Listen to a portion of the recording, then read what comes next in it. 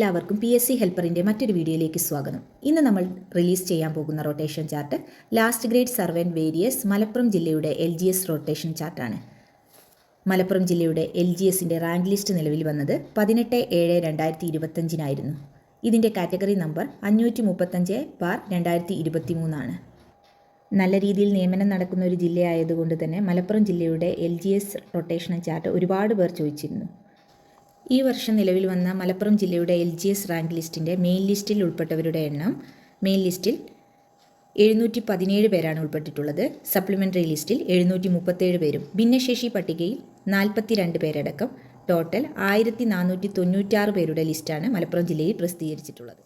കഴിഞ്ഞ മലപ്പുറം ജില്ലയുടെ LGS rank ലിസ്റ്റിൻ്റെ appointment last പോയിരിക്കുന്നത് 12/8/2025 അത് പോയിട്ടുള്ളത് 7 പേർക്കാണ്.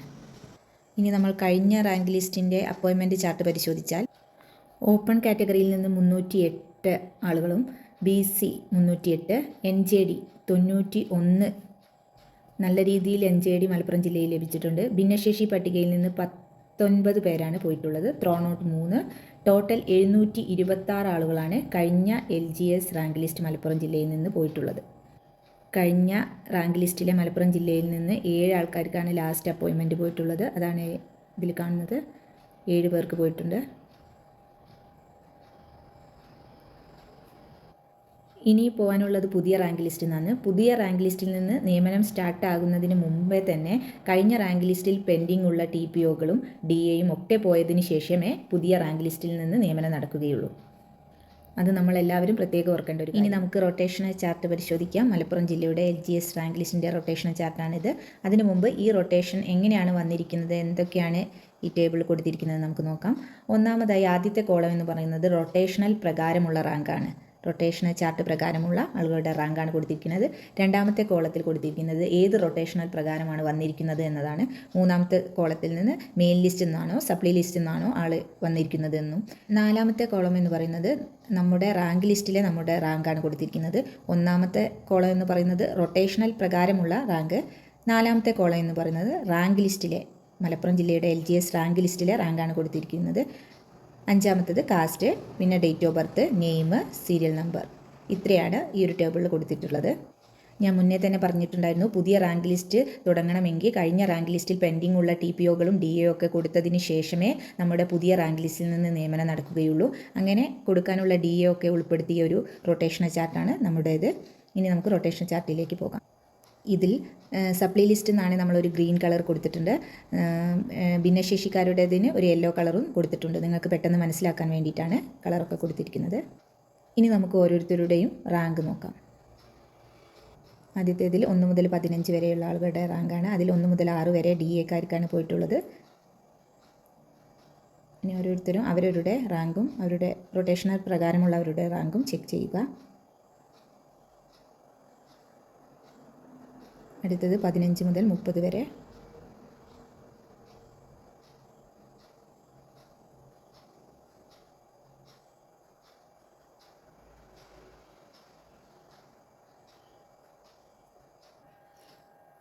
നിങ്ങൾ ഈ വീഡിയോ സബ്സ്ക്രൈബ് ചെയ്തിട്ടില്ലെങ്കിൽ തീർച്ചയായും സബ്സ്ക്രൈബ് ചെയ്യുക. വീഡിയോ ലൈക്ക് ചെയ്യുക. ഇഷ്ടപ്പെട്ടാൽ ഷെയർ ചെയ്യുക. ഇതിനെക്കുറിച്ച് എന്തെങ്കിലും ഡൗട്ട് നിങ്ങൾക്കുണ്ടെങ്കിൽ കമൻറ്റ് ബോക്സിൽ എഴുതി ചോദിക്കാവുന്നതാണ്.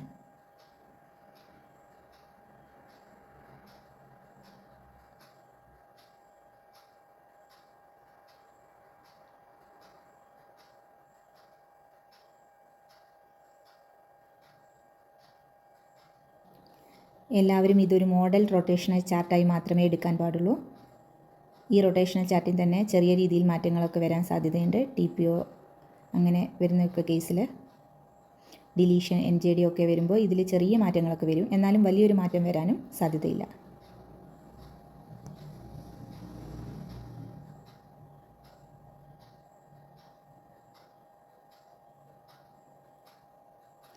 ഓരോരുത്തരും മലപ്പുറം ജില്ലയുടെ LGS റാങ്ക് ലിസ്റ്റിൽ ഉൾപ്പെടുത്ത ഓരോരുത്തരും അവരവരുടെ റാങ്കും റൊട്ടേഷണൽ പ്രകാരമുള്ളവരുടെ റാങ്കും ചെക്ക് ചെയ്യുക.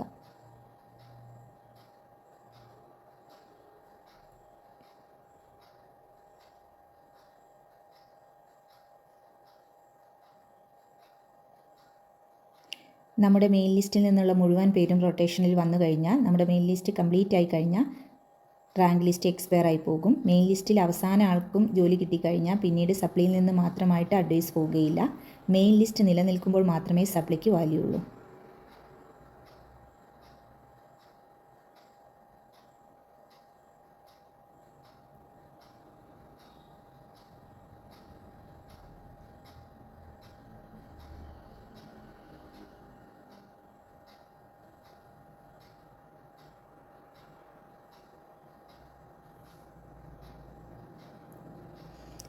ഗ്രീൻ കളറിൽ കൊടുത്തിരിക്കുന്നത് സപ്ലൈ ലിസ്റ്റിൽ നിന്ന് വന്നവർക്കാണ്.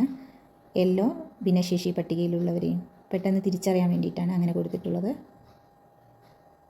ലാസ്റ്റിക്കൊക്കെ വരുമ്പോഴേക്ക് കൂടുതൽ പേർ സപ്ലൈയിൽ നിന്ന് വരുന്നുണ്ട്.